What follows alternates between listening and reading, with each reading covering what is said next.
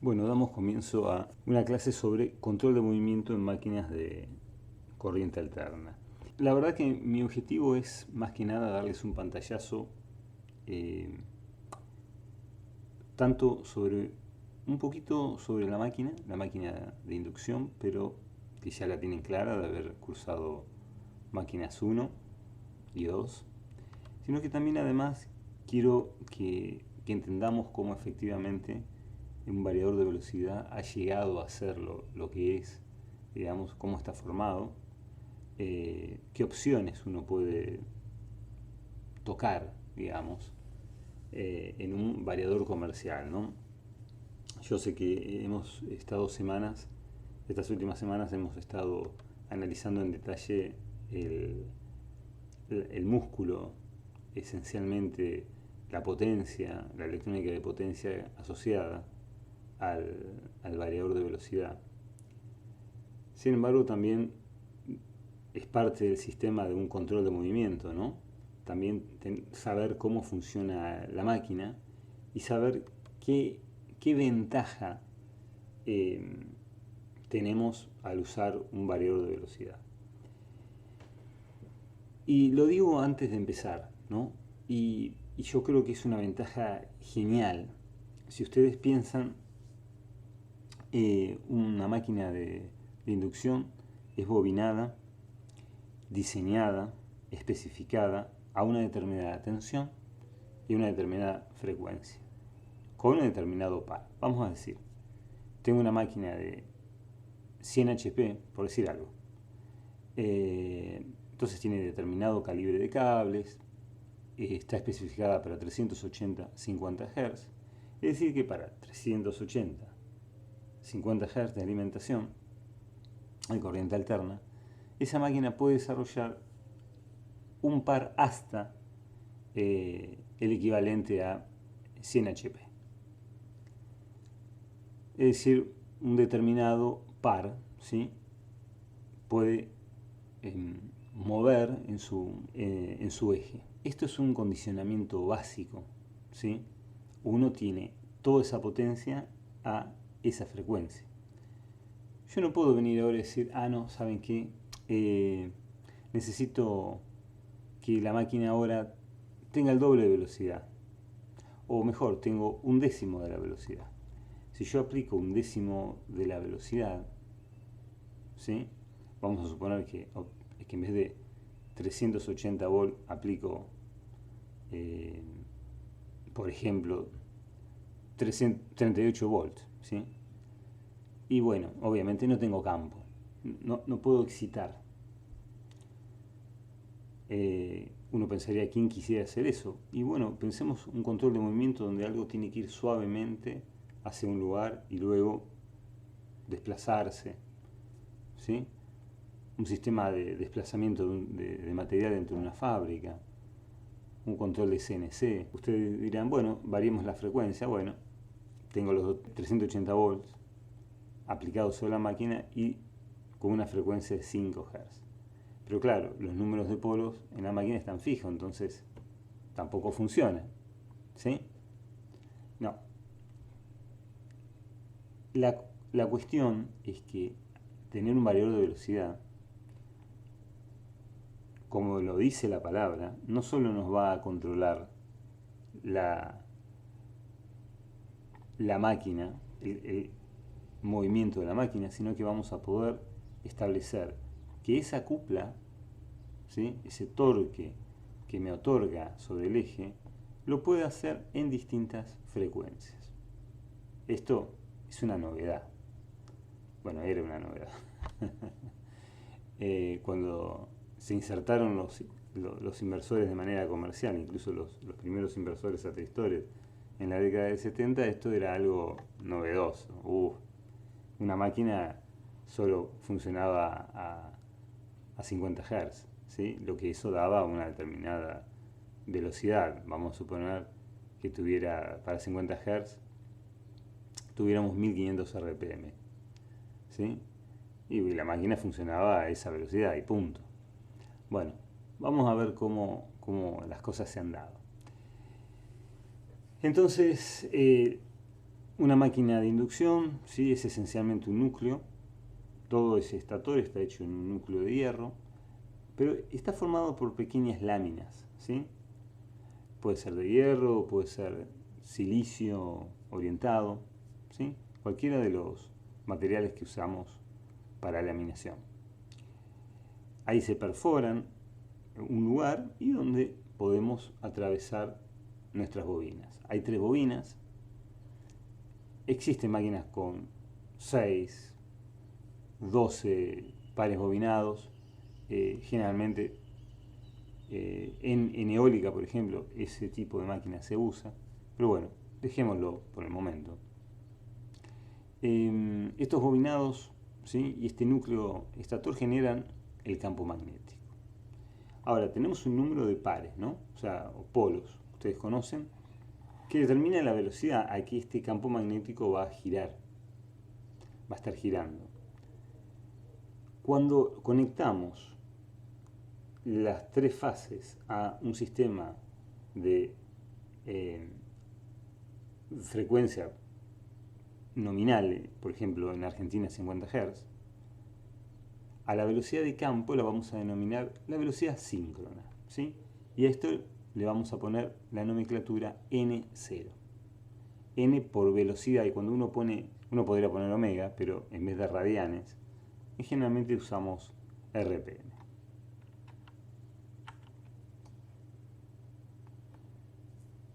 Las 3 fases, obviamente, generan 3 campos magnéticos, todos sobre el núcleo. Claro, las 3 fases están desplazadas 120 grados. Entonces, de esa manera, puedo generar un par que rote. Y ese par que rote hará que rote el centro de la máquina, que acá en este caso parece ser un centro de hierro absolutamente, el rotor me refiero, un centro de hierro sólido. Pero en general estos, digamos, este tipo el rotor puede formarse, por ejemplo, con un tipo de jaula de ardillas. También puede ser sólido, ¿sí? Y es todo un tema constructivo, cómo generar un rotor que sea a la vez liviano, pero que atrape el flujo magnético y cierre, ¿sí? Porque si no cerrara el circuito magnético a través del rotor, no tendríamos par, no tendríamos movimiento, o tendríamos un movimiento medio errático, ¿sí? Un movimiento que no sea fluido. Bueno, la amplitud del campo rotativo es constante y su velocidad de rotación es 60 veces la frecuencia de línea, ¿no? Acá hay 50 Hz. Sobre el número de polos.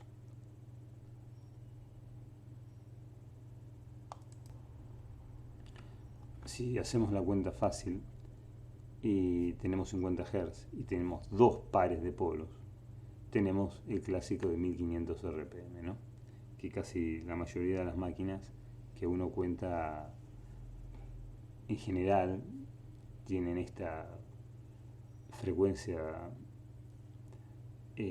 nominal. Pero por ejemplo, si tuviéramos una máquina de 4 pares de polos, ¿sí? Tendríamos 750 RPM como la máquina que usamos en máquinas para hacer los experimentos de control de movimiento.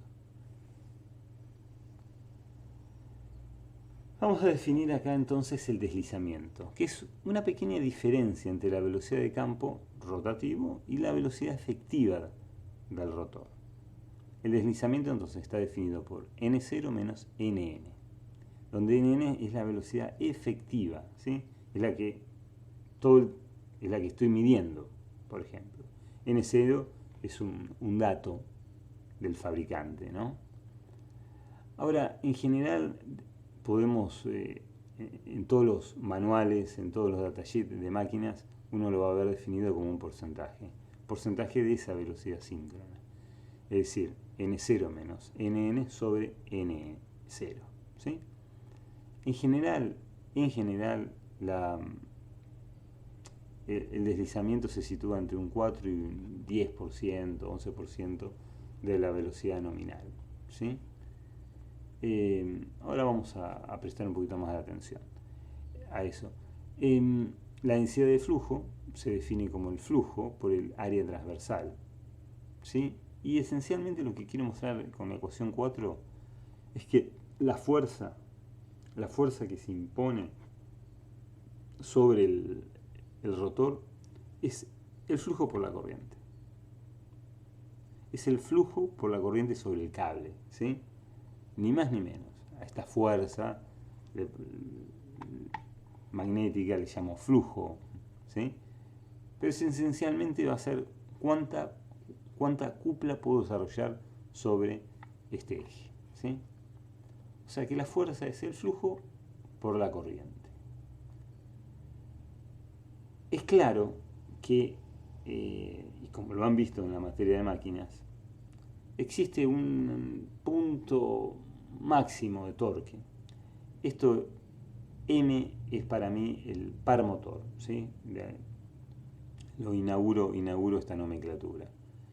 Y acá tengo el par motor dibujado en función a el cociente n sobre n0.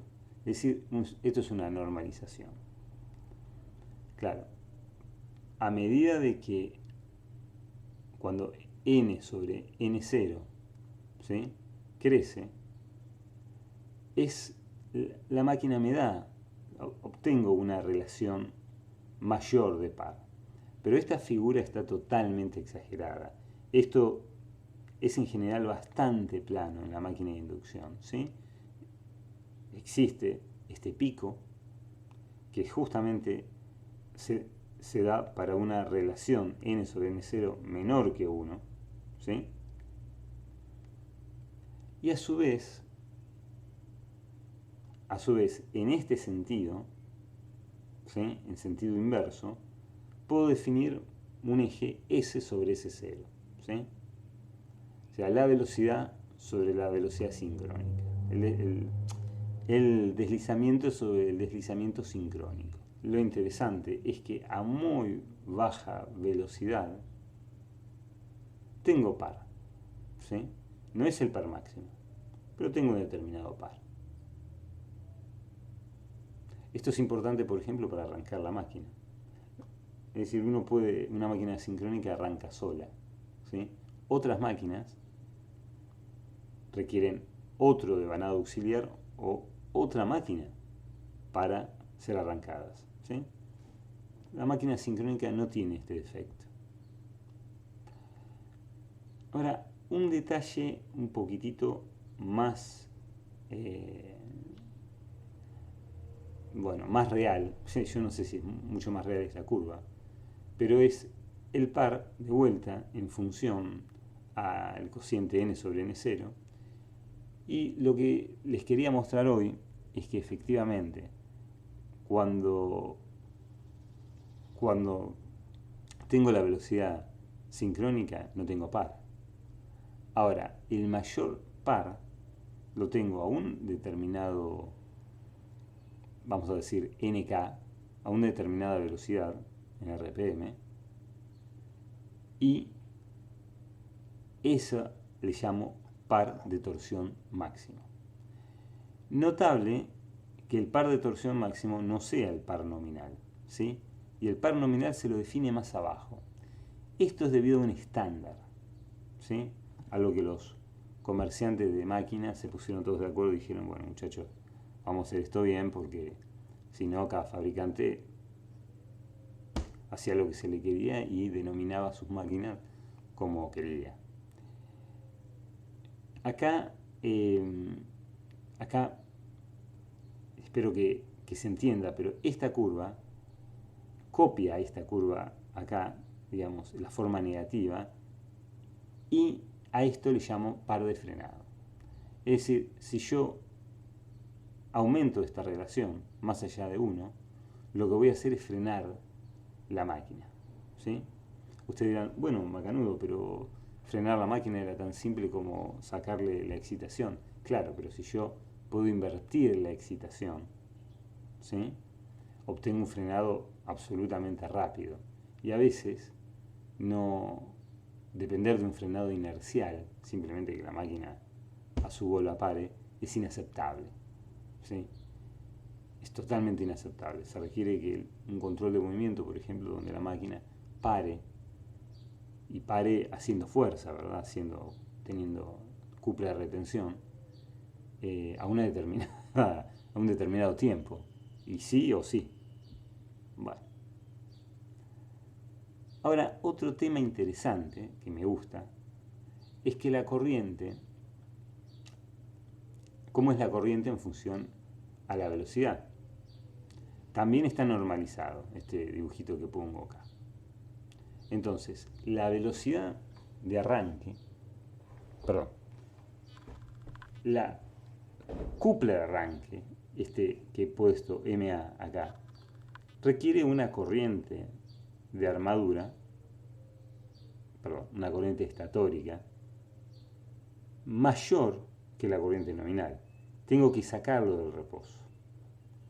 Y en una máquina de inducción es como mínimo 8 veces la corriente nominal. Sacar de reposo una máquina una máquina asincrónica es hasta 8, es más de 8 veces la corriente nominal. ¿Sí? Desde luego, es un instante. ¿Sí? Eso es desde luego si yo quiero sacar la máquina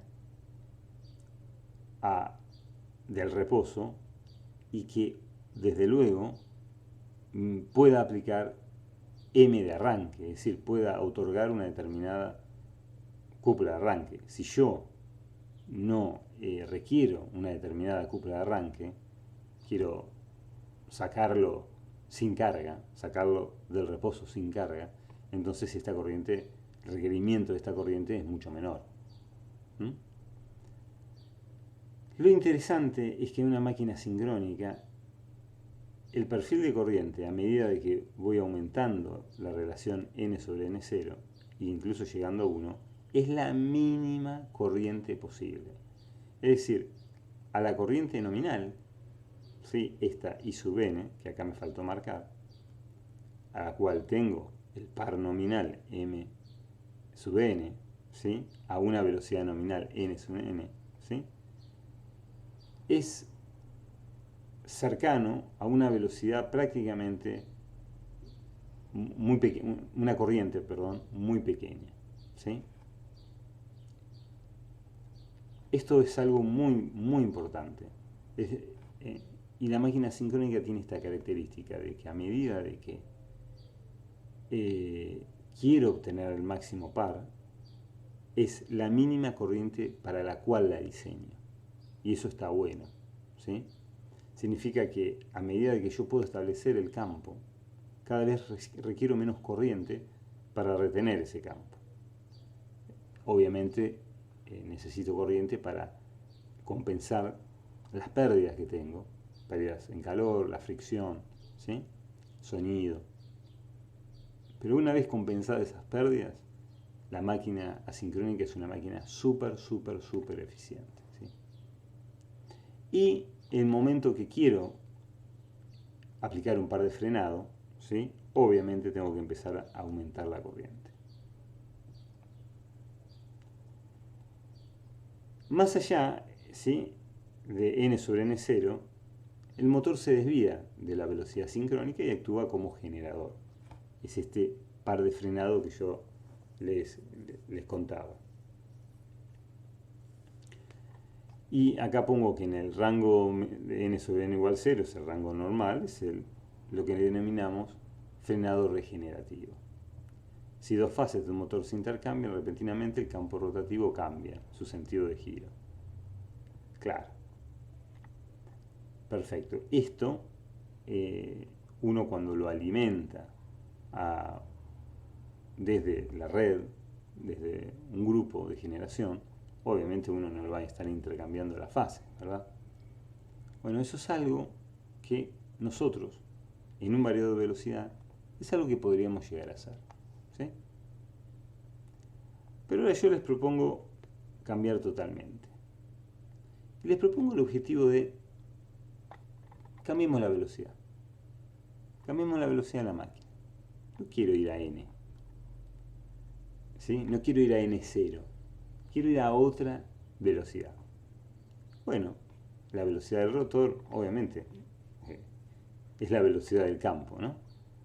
Entonces, ¿cómo uno podría, qué podríamos hacer para cambiar? Bueno, netamente existen tres maneras. Primero, cambiar los pares de polos. Es decir, la cuenta aquí se hace unas filminas atrás, ¿no? 60 por la frecuencia de línea sobre el número de polos. Claro, cambio el número de polos y obviamente obtengo una frecuencia distinta. Hubo una generación de motores con polos conmutables, ¿sí? Pero el desgaste que se hace sobre ese intercambiador, sobre ese switchboard, que se le decía, ¿no? Switchboard. O sea, unas palancas para cambiar. Es un drama, es un lío. Es un lío. Sinceramente, yo no he visto nunca una máquina así, pero está en todos los libros. Y, digamos, eran 10 veces el volumen de una máquina normal, ni hablar. ¿Sí? Bueno, pero cambiar el número de polos es una posibilidad. Bueno, cambiar el deslizamiento del motor. Claro, acá lo que estoy especificando es que si cambio el deslizamiento, podría, por ejemplo, poner un rotor bobinado. Pero claro, para lograr esto, en ese rotor bobinado al que voy a tener que alimentar con un campo externo distinto, para que el deslizamiento con respecto al campo en el estator sea algo distinto, bueno, voy a tener que hacer una reingeniería total de la máquina. Esa reingeniería llevó a la máquina sincrónica, una máquina donde efectivamente yo puedo hacer esto. Pero ese tipo de máquina es muy compleja. Ustedes piensen que tener una máquina que está girando y ese rotor tiene que estar conectado a 3 fases todo el tiempo y no salirse en ninguna fase y girar a una gran velocidad, 1200, 1500, 2000, 3000 RPM. ¿Sí? Es un lío. Ni hablar del costo. Pero lo peor que tiene esto es el costo de mantenimiento. En una máquina sincrónica, ¿sí?, con rotor bobinado, hay que hacerle mantenimiento cada 6 meses, por ejemplo. Bueno, es una posibilidad. Otro método es, si volvemos hace una filmina atrás y vamos a la filmina de la ecuación, donde de vuelta teníamos 60 veces la frecuencia de línea sobre el número de polos, también para cambiar la velocidad podríamos cambiar la frecuencia de línea. Pero ahí, ¿cómo tenemos que cambiar la generación? Ahí tenemos que cambiar de alguna manera la excitación. Es decir, tenemos que cambiar la fuente.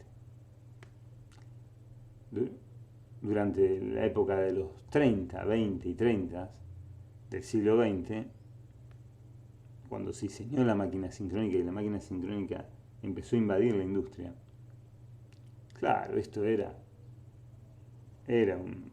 impensable. Uno tenía una sola catenaria, si lo querés, una sola línea de fuerza, lo que se llama línea de fuerza en una fábrica, donde todas las máquinas están conectadas a esto y listo, ya está. Listo, nadie se va a poner a decir, ay no, pará, que vamos a poner una máquina que varíe la frecuencia. No, es la misma frecuencia para todo. Sin embargo, ahora nosotros con un inversor, como los que acabamos de ver en las clases previas, podemos generar una forma de onda totalmente distinta. Entonces, podemos generar una frecuencia totalmente distinta. Ya no necesariamente la de 50 Hz. Ahora podemos hacer 52, 54, 48, 32, 36 Hz. Cualquier frecuencia. Es decir, desde luego, cualquier frecuencia relativamente baja, ¿sí? Pero 60, 80, 90, 100 Hz, cuando un índice de modulación de frecuencia es relativamente bajo, es perfectamente asequible, ¿sí? Entonces la velocidad del motor puede controlarse por un medio del deslizamiento, cambiando la tensión de alimentación del estator o modificando el rotor. Vamos a ver esto en ecuaciones. Entonces, para analizar justamente este cambio de frecuencia, analicemos primero el cambio de tensión. Es decir, claro, obviamente, lo primero que dijimos, cambiemos la tensión, ¿sí? Y de alguna manera controlo la velocidad. Pero este ajuste, vamos a pensarlo primero sin variar la frecuencia. Por ejemplo, sabemos que el par, la cupla, es el par mecánico sobre la velocidad. ¿Se acuerdan que ustedes en máquinas vieron a la cupla resultante en el estado nominal de la máquina, pensando a la máquina sincrónica como si fuera un transformador? Y aplicamos el modelo de transformador, ¿sí? El modelo T de transformador. Si yo hago eso, no lo voy a hacer acá, pero en cualquier libro de máquinas está, obtengo esta relación. Que el par es esencialmente la tensión de alimentación V sub S al cuadrado por la resistencia rotórica sobre la resistencia de los devanados, las admitancias, etc. Todo esto es dato, todos son datos, ¿sí? El deslizamiento y la velocidad sincrónica, la velocidad que fue diseñada la máquina, también es dato, todo es dato. O sea que la cupla funciona a la tensión, al cuadrado, pero, claro, pero en función a omega de S también. Bien. O sea, existe una entidad que llamo yo acá regulación de frecuencia. Es decir, con una frecuencia de alimentación variable es posible controlar el par. Porque claro, ¿qué es lo que yo quiero hacer? Quiero controlar la tensión y de alguna manera obtener un par. Y modificar esa tensión y obtener el mismo par. ¿Se entiende? Quiero siempre tener la posibilidad de sacar el mismo par, ¿sí? El par máximo de la máquina. Entonces, como vimos en la ecuación anterior, la velocidad de rotación del campo magnético debe variar con la frecuencia. De esta manera, la velocidad del motor cambia proporcionalmente al campo, ¿sí? Si logro hacer eso, para mantener el par del motor, pongo acá, la tensión del motor debe cambiar con la frecuencia. Claro, es la única manera. Vamos de vuelta en la ecuación. Tengo que lograr cambiar tanto la tensión como la frecuencia. Tengo que cambiar esta relación, no una variable independiente de la otra, ¿sí? Si logro cambiar este cociente de manera controlada, ¿sí? Entonces la cupla se mantiene constante. Yo hago este dibujito, ¿sí? Y toda esta área se llama control velocidad, control, tensión, frecuencia. ¿Sí?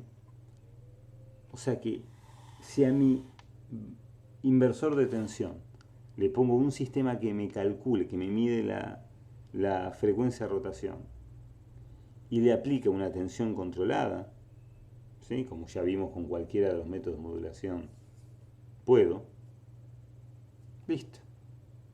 Entonces voy a tener una magnetización constante en el rango de funcionamiento de la máquina, por lo que voy a tener el mismo cupla. ¿Cómo se ve esto en la figura? Vamos a suponer que esta es una forma más real. ¿Se acuerdan que yo les decía que esta pancita no era tan exagerada como yo la hacía en las curvas anteriores? Pero vamos a suponer que uno tiene una máquina que compró de 400 volts, 50 Hz. Uno fue, la compró. ¡Pum! Ahora, si yo cambio la relación y bajo la tensión, ¿sí? Por ejemplo, y deseo estar a una velocidad 75%, hago las cuentas tanto para tensión y frecuencia y me da que a 300 volts, 37,5 Hz, la velocidad se reduce al 75%. Genial. Ahora, la mitad de esto, por ejemplo, si quiero ir a 50%, es la mitad de la nominal, 200 volts, sobre 25 Hz. Genial. Y obtengo el mismo par. Es decir, ahora mi nueva modelo de máquina, mejor dicho, mi nueva curva de máquina, es una curva donde se superponen infinitas de estas curvas, ¿sí? Infinitas de estas curvas, cuyo valor pico de cupla siempre es el máximo. Es decir, es una al lado de otra, al lado de otra, al lado de otra, al lado de otra, pero visto que yo pueda cambiar la relación bastante fina, ¿no? Vamos a decir que puedo cambiar la relación de a 1 volt y de a 0,1 Hz, ¿sí?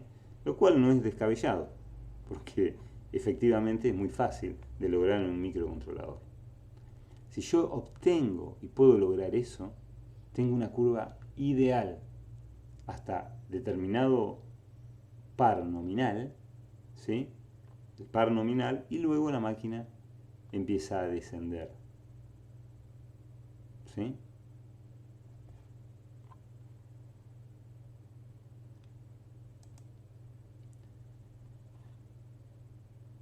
En esta ecuación, yo les decía hace una filmina atrás que eran todos datos. Bueno, lo que hice fue justamente metí todos los datos de una determinada máquina que tengo, bien todo el modelo, y me da que la cupla es la potencia sobre la velocidad por 9550. Esta cuenta la hago simplemente para que ustedes vean de qué números estamos hablando y de que de alguna manera, digamos, son las cuentas que hace el variador adentro, que no es nada mágico, ¿sí?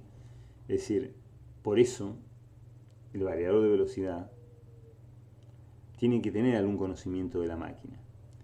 En el variador Danfoss que mostramos todos los años, hacia el final de la materia, y hacemos un laboratorio de control de movimientos, lo que hacemos es poner los parámetros de la máquina que conocemos recontra bien. Si no lo conocemos bien, ¿sí? Y tenemos una máquina desconocida, los variadores de velocidades nuevos, incluso este Danfoss, tienen un sistema que analiza la máquina y encuentra los datos de la misma, sin requerir uno ponerlo. Es decir, hace unos movimientos, mide a la máquina, evalúa la máquina en tiempo real y obtiene los parámetros de la máquina. Se llama identificación paramétrica de máquinas asincrónicas. Y en general, no lo cubrimos en esta materia, pero es algo muy muy importante. Y hoy casi todo variador de velocidad que se precie, Telemecanique, Danfoss, Siemens, lo tienen, ¿sí? Esencialmente entonces la cupla es z por raíz de 3 por la tensión por corriente por coseno de phi sobre la frecuencia por la frecuencia de la máquina por la frecuencia de línea sobre el número de polos por este 9550, que son los valores que me quedan, bueno, en función a los parámetros que yo tenía en esta máquina. Esto es un K por U sobre F por I. O sea que todo el par es proporcional a la tensión sobre la frecuencia por la corriente. Uno pensaría que esto, bueno, ya está, es buenísimo. Y esa curva se cumple y todo perfecto. Y la verdad que sí, es casi ideal. Pero todo esto depende de la magnetización, de qué tan bien hecho esté la magnetización, digamos. Cómo está devanado la máquina y si fue devanada con cuidado y es perfectamente simétrico todos los bobinados, ¿sí?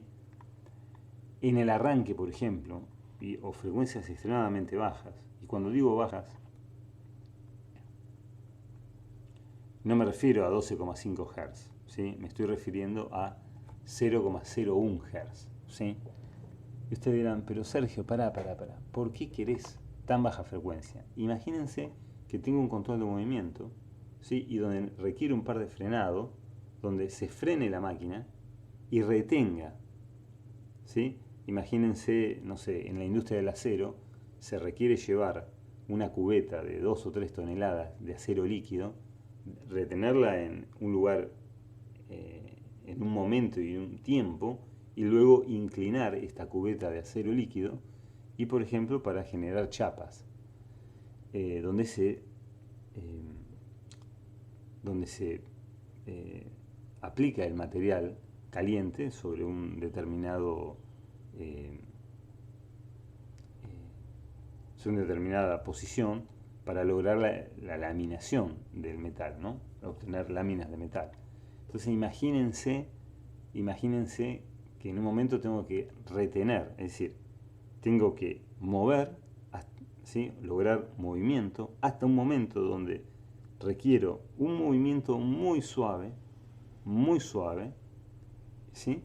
Y prácticamente estopear, prácticamente detener la máquina. Bueno, esto se puede hacer con variadores de velocidad como nunca antes se hizo en la historia del control de movimiento, ¿sí? Esto se hace, hoy es posible, con máquinas asincrónicas como ustedes conocen.